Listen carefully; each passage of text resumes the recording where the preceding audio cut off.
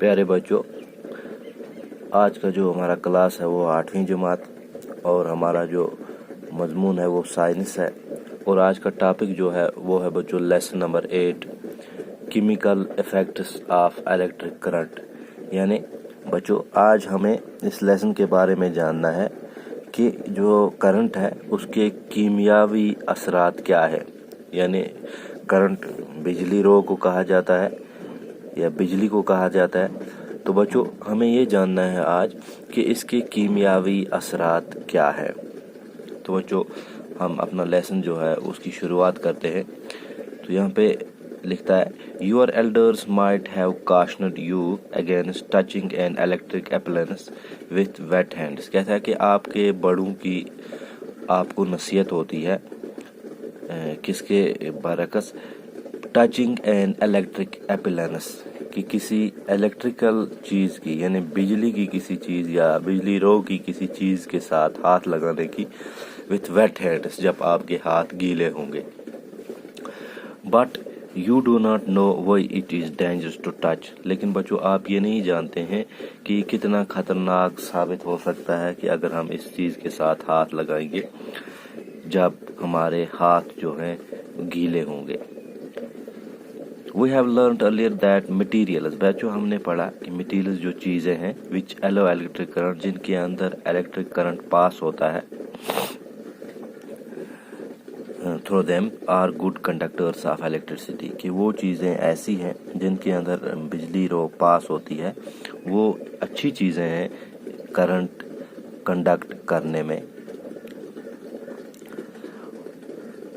Materials on the other hand, बच्चों दूसरे तरफ अगर हम देखें, materials which do not allow electric current to pass through them, ऐसी चीज़ें जिनके अंदर बिजली रो पास नहीं होती है थ्रू देम इजीली, आसानी के साथ, are poor conductors of electricity. तो बच्चों हम उनको पुअर कंडक्टर्स ऑफ इलेक्ट्रिसिटी कहा जाता है, यानी ये कम बिजली रो पास करते हैं।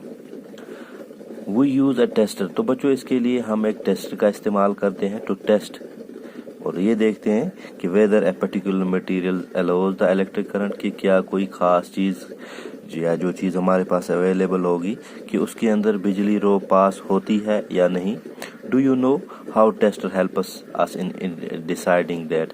बच्चों कहता है कि आप जानते हो इलेक्ट्रिक जो ये टेस्टर है ये किस तरीके से हमें ये डिसाइड कर रहा है कि क्या इस चीज़ के अंदर बिजली जो है वो चलती है या नहीं। We find that metals such as, बच्चों कहता है कि हमने देखा या हम जानते हैं that metals such as, metals मैदनियात जो हैं जी, इस तरह कॉपर है, एल्युमिनियम है, कंडक्ट इलेक्ट्रिसिटी, यानी इनके अंदर बिजली पास होती है। whereas materials such as rubber, अगर हम बच्चों इनकी बात करेंगे जैसे रबर है, प्लास्टिक है, वुड है, डो नॉट कंडक्ट इलेक्ट्रिसिटी, कि इनके अंदर बिजली पास नहीं होती है।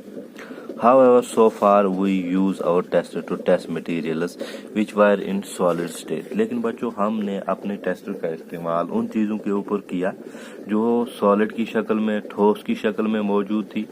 But what about liquids? लेकिन बच्चों जो माया चीज़ें हैं उनके बारे में हम क्या कह सकते हैं। Do liquids also conduct electricity? क्या बच्चों उनके अंदर भी बिजली पास होती है? Let's find out. तो बच्चों ये हमें जानना है कि क्या उनके अंदर भी बिजली पास होती है या नहीं। तो यहाँ पर बच्चों है, डो लिक्विड्स कंडक्ट इलेक्ट्रिसिटी, क्या जो माया चीज़ें हैं उनके अंदर बिजली रो पास होती है या इलेक्ट्रिक करंट पास होता है। To test whether a liquid allows electric current to pass, तुम इस बात को जानने के लिए कि क्या एक लिक्विड चीज़ के अंदर करंट पास होता है या नहीं, we can use the same tester. तो बच्चों हम इसके अंदर भी इसी टेस्टर का इस्तेमाल कर सकते हैं। However replace the cell by a battery, तो यहाँ पर इसका सेल जो है बच्चों उसको हम रिप्लेस करके यहाँ पे एक बैटरी का इस्तेमाल कर सकते हैं। सेल बच्चों उसको कहा जाता है, ये एक ही हो सकता है और बैटरी के अंदर बहुत सारे सेल्स हो सकते हैं। Also, before using the tester, we should check whether it is working or not. तो बच्चों ये तजुर्बा करने से पहले हम इस बात को जानेंगे कि जो हमारे पास टेस्टर है क्या ये काम कर रहा है या नहीं। तो बच्चों यहाँ पर आप शक्ल के अंदर देख भी सकते हैं कि टेस्टर किसको कहा जाता है। ये है बच्चों मतलब लैंप जोड़ा गया है, ये सेल है। तो यहाँ पर एक पेचकश की मदद से ये देख रहा है कि क्या इसके अंदर करंट पास हो रहा है या नहीं।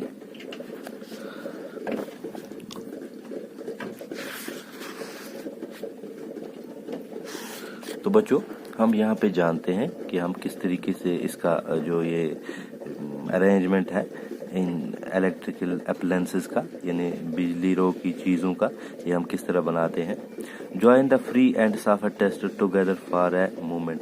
अब हमें कुछ समय के लिए इस टेस्टर के जो दो हिस्से हैं, दो तारें हैं, उनको आपस में जोड़ना है। This completes the circuit of the tester. तो इस तरीके से बच्चों हमारे इस इलेक्ट्रिकल अप्लायंसेस जो हैं, इनका जो हमने ये डायग्राम बनाई, इसको इलेक्ट्रिकल सर्किट कहा जाता है। However, if the bulb does not glow, अगर बच्चों ये जोड़कर इस बल्ब के अंदर रोशनी नहीं आई, it means that the tester is not working. तो हम बच्चों ये बात कह सकते हैं कि हमारा जो टेस्टर है ये काम नहीं करता है। इज इट पॉसिबल दैट, क्या ये मुमकिन है बच्चों, कनेक्शंस आर लूज, कि इसके कनेक्शन जो हैं वो लूज हो सकते हैं। Or the bulb is fused, या बल्ब जो है वो फ्यूज्ड है। Or your cells are used up, या जो हमने इसके अंदर सेल्स का इस्तेमाल किया है वो इस्तेमाल हुए हैं। Check that all the connections are tight. तो हमें देखना है बच्चों कि इसके जो कनेक्शंस हैं वो टाइट हैं, अच्छे तरीके से बंद है। If they are then replace the bulb with another bulb. अगर ऐसे करने पर भी नहीं हुआ तो जिसका बल्ब है उसको हम रिप्लेस करेंगे, यानी दूसरे बल्ब का इस्तेमाल करेंगे।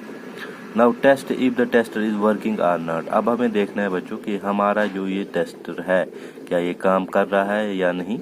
If it is still not working, अगर ये फिर भी काम नहीं कर रहा है, then replace the cells with fresh cells. तो हमने जो इसके अंदर सेल्स का इस्तेमाल किया है उनको रिप्लेस करना है, उनकी जगह नए सेल लगाने हैं। Now that our tester is working, अब हमारा टेस्टर जो है वो काम करता होगा। Let us use it to test the various liquids. तो बच्चों उसके बाद हम इस टेस्टर की मदद से बाकी जो लिक्विड्स हैं उनके ऊपर टेस्ट करेंगे कि हम देखेंगे क्या ये जो हमारे लिक्विड्स हैं ये करंट को कंडक्ट करते हैं या नहीं। तो बच्चों इसके आगे हम कल जानेंगे।